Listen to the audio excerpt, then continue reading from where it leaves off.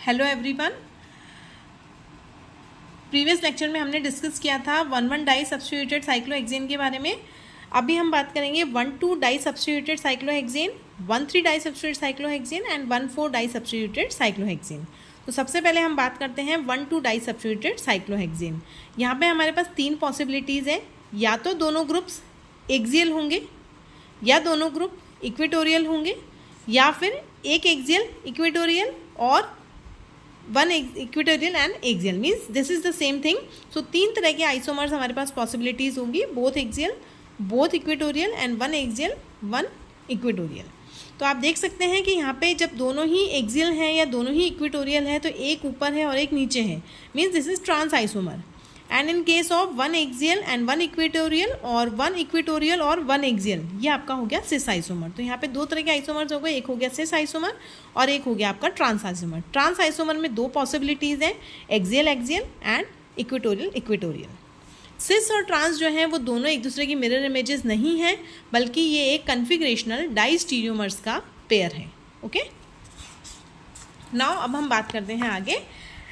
यदि हम इक्वेटोरियल की बात करें और यहाँ पे हम इसकी मिरर इमेज को देखें तो आप देख सकते हैं कि इसकी मिरर इमेज बिल्कुल भी इस पर सुपर इम्पोज नहीं हो रही है, कोई प्लेन ऑफ सिमेट्री नहीं है, इसलिए ये as a pair of enantiomers exist करेंगे, जहाँ पे डाई इक्वेटोरियल फॉर्म जो है मोस्ट स्टेबल होगी। एक सिंगल फ्लिप यदि हम कर देंगे तो दोनों एमी ग्रुप्स जो है वो एक्सियल हो जाएंगे और डाई एक्सियल कन्फर्मेशन जो है बहुत ज़्यादा अनस्टेबल हो जाएगी। क्यों अनस्टेबल हो जाएगी? क्योंकि यहाँ पे जो ये CH3 है इसका भी 1,3 डाई एक्सियल इंटरेक्शन होगा और ये CH3 इसका भी 1,3 डाई एक्सियल इंटरेक्शन होगा। तो दो 1,3 डाई एक्सियल इंटरेक्शन होंगे जिसकी वजह से हाईली अनस्टेबल हो जाएगा। But in case of equatorial ऐसा कोई भी इंटरेक्शन नहीं होगा, इसलिए ये हाईली स्टेबल होगा। अब हम बात करते हैं सिस की। सिस में एक आपका एक्सियल होगा और दूसरा इक्वेटोरियल होगा। जब आप इसकी मिरर इमेज बना रहे हैं तो आप इस तरह से देख सकते हैं कि ये मिरर इमेज है, और जब इसको हम सिंगल फ्लिप करेंगे, जब हम इसको रोटेट करेंगे तो ये जो लोअर पार्ट है ये अपर चला जाएगा और जो अपर पार्ट है वो लोअर आ जाएगा। जो एक्सियल था वो आपका इक्वेटोरियल हो गया और जो इक्वेटोरियल था वो आपका एक्सियल हो गया। यदि हम इनको चेक करें तो आप देख सकते हैं जो A और B है वो कन्फर्मेशनल एनांशियोमर्स हैं। तो ये दोनों जो है ये आप देख सकते हैं यहाँ पे एक मिरर इमेज अप्लाई हो रही है। ओके, तो ये जो सिस फॉर्म है ये आपका इनएक्टिव होगा। ट्रांस जो था वो आपका एक्टिव फॉर्म था, जबकि सिस जो है वो आपका इनएक्टिव फॉर्म होगा। जो 1,2 डाई एक्सियल सब्स्टिट्यूएंट्स हैं उनमें 4,1,3 डाई एक्सियल रिपल्सिव इंट्रैक्शंस होंगी, जबकि 1,2 डाई इक्वेटोरियल जो है इसमें ऐसा नहीं होगा। But in case of axial equatorial यहाँ पे इस CH3 के तो इंट्रैक्शन होंगी 1,3 डाई एक्सियल, बट इसकी नहीं होगी, इसलिए ये कंपैरेटिवली उससे ज़्यादा स्टेबल होगा।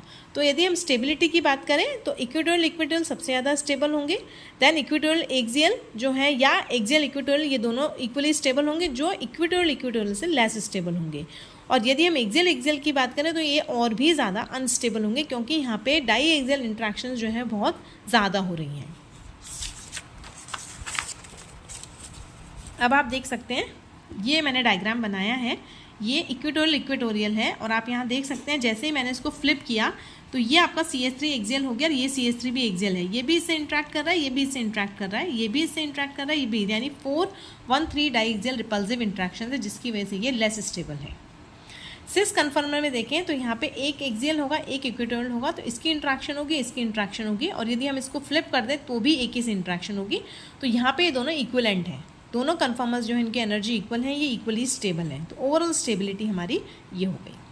ओके, नाउ अब हम बात करते हैं 1,3 डाई सब्स्टिट्यूटेड साइक्लोहेक्सेन। सेम यहाँ पे भी वही होगा, 1,3 के अंदर या तो एक्सियल एक्सियल होंगे या इक्वेटोरियल इक्वेटोरियल या एक्सियल इक्वेटोरियल और equatorial axial.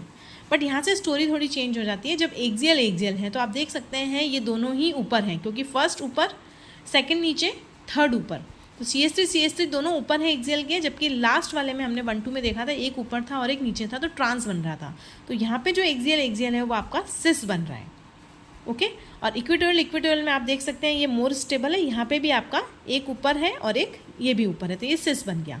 But in case of trans आप देख सकते हैं एक ऊपर है और एक नीचे है 1,3 पे, तो एक इक्वेटोरियल है और एक एक्सियल है। तो यहाँ पे आपकी 1,3 डाई एक्सियल रिपल्सिव इंट्रैक्शन होंगी, जिसकी वजह से ये भी लेस स्टेबल होगा। In case of this cis di axial ये भी आपका हाईली अनस्टेबल होगा, but in case of equatorial equatorial it is more stable and the most stable among all these 3 conformations. जो सिस फॉर्म होगा उसमें mirror plane of symmetry होगा, जिसकी वजह से ये ऑप्टिकली इनएक्टिव होगा और ए कायरल होगा, ये आप देख सकते हैं। ओके, ट्रांस जो है उसमें कोई प्लेन ऑफ सिमेट्री नहीं है, इसलिए वो कायरल होगा और रिजॉल्वेबल होगा।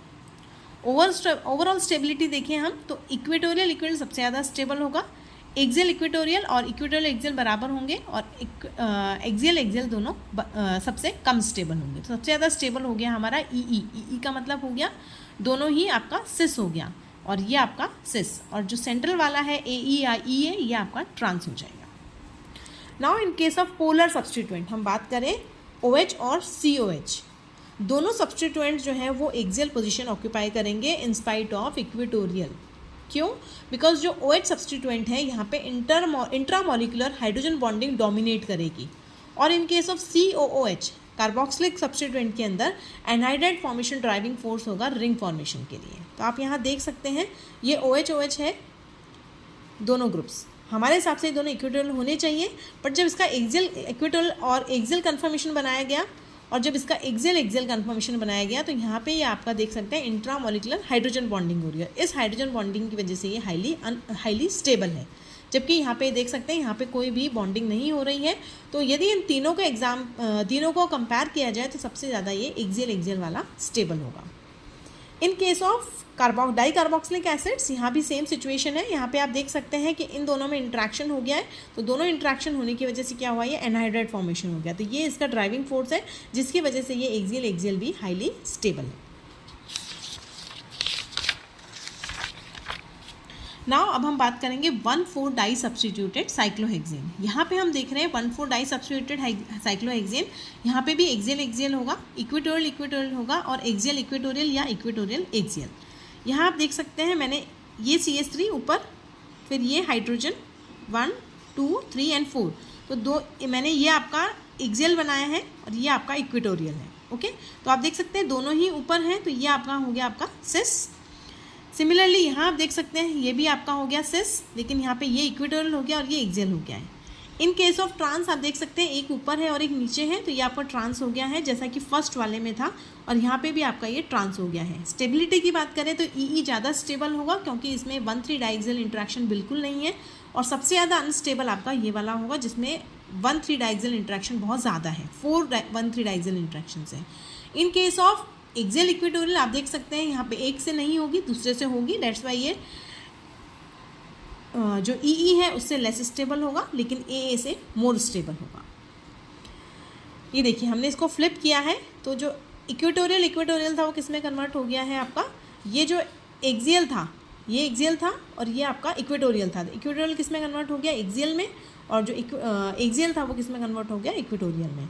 तो दोनों एक दूसरे में इंटर कन्वर्टेबल है, दोनों की ही स्टेबिलिटी बराबर है। ये दोनों आइसोमर्स जो ट्रांस और सिस हैं इनमें प्लेन ऑफ सिमेट्री होगी जो 1,4 पोजीशन से निकल रही है, इसलिए ये एक कायरल होंगे और ऑप्टिकली इनएक्टिव होंगे। अब यहाँ पे मैं एक एग्जांपल और ले रही हूँ, आप देख सकते हैं इसके अंदर यहाँ पे 4,1,3 डाइएक्सियल इंट्रैक्शन है, इसलिए बहुत ज़्यादा अनस्टेबल है, जबकि इसको हमने फ्लिप किया तो ये हाईली स्टेबल हो गया, इसमें कोई भी रिपल्सिव इंट्रैक्शन नहीं है। देयरफॉर सबसे ज़्यादा स्टेबल सेम 1E4E होगा, फिर उसके बाद 1A4E या 1E4A, देन उसके बाद 1A4A मीन्स जो डाई एक्सियल्स हैं वो हाईली अनस्टेबल होगा। इन ओनली जो एक्सेप्शन है वो आपका एसिड्स और एल्कोहल्स में है, जहाँ पे आपके दोनों जो हैं एक्सियल में स्टेबल होंगे।